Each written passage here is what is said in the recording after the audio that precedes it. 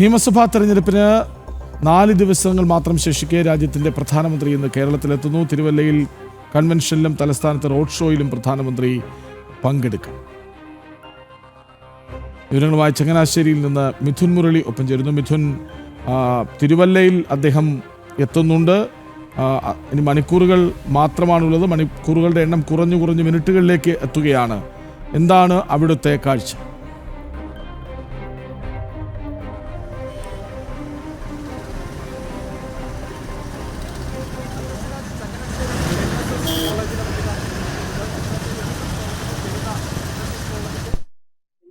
അവസാനപ്പെട്ട തയ്യാറെടുപ്പുകളിലാണ് സുരക്ഷാ ഉദ്യോഗസ്ഥർ. ഉച്ചയ്ക്ക് 12 മണിയോടുകൂടി NSS കോളേജ് പരിസരവും ഈ പരിസര പ്രദേശങ്ങളുമെല്ലാം സുരക്ഷാ ഉദ്യോഗസ്ഥരുടെ സമ്പൂർണ്ണമായിട്ടുള്ള നിയന്ത്രണത്തിലാകും. അവസാനപ്പെട്ട ക്രമീകരണങ്ങൾ ഇപ്പോൾ പുരോഗമിച്ചുകൊണ്ടിരിക്കുകയാണ്. അതിനോടനുബന്ധിച്ചുള്ള നടപടിക്രമങ്ങളാണ് ഇപ്പോൾ അവസാനപ്പെട്ട തയ്യാറെടുപ്പുകളാണ് പുരോഗമിച്ചുകൊണ്ടിരിക്കുന്നത്. ഈ പരിസരവും മറ്റു ഭാഗങ്ങളുമെല്ലാം കിലോമീറ്ററുകളോളം ദൂരത്തിൽ പുരോഗമിച്ചുകൊണ്ടിരിക്കുന്നത്. ഈ പരിസരവും മറ്റു ഭാഗങ്ങളുമെല്ലാം കിലോമീറ്ററുകളോളം ദൂരത്തിൽ ബാരിക്കേഡ് വെച്ചുകൊണ്ട് എല്ലാവിധ സുരക്ഷാ ക്രമീകരണങ്ങൾ, സാധാരണമായ ജനങ്ങൾക്ക് ഈ നഗരത്തിലേക്ക് പ്രവേശിക്കുന്നതടക്കമുള്ള കാര്യങ്ങളിൽ നിയന്ത്രണം ഏർപ്പെടുത്തിക്കൊണ്ടുള്ള നടപടികളുമായാണ് ഇപ്പോൾ മുന്നോട്ട് പോയിക്കൊണ്ടിരിക്കുന്നത്.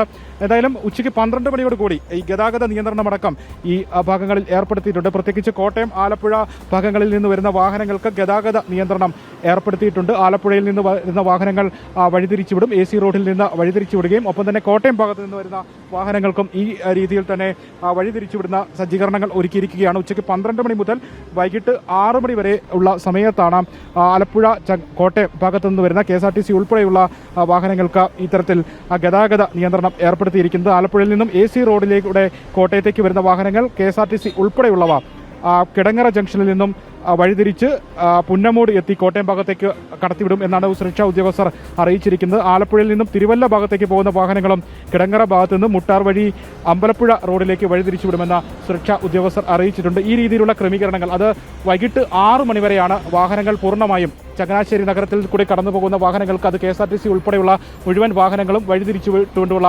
ക്രമീകരണങ്ങൾ ഒരുക്കിയിരിക്കുന്നത്. നിലവിൽ ഇപ്പോൾ ബാരിക്കേഡ് വെച്ചുകൊണ്ട് ഈ കോളേജിനും പരിസര പ്രദേശങ്ങൾ ഭാഗങ്ങളിലുമെല്ലാം ബാരിക്കേഡ് വെച്ചുകൊണ്ട് പൂർണ്ണമായിട്ടുള്ള സുരക്ഷാ ക്രമീകരണങ്ങൾ ചങ്ങനാശ്ശേരിയിൽ നിന്ന് ഒപ്പം ചേരുകയായിരുന്നു മിഥുൻ മുരളി.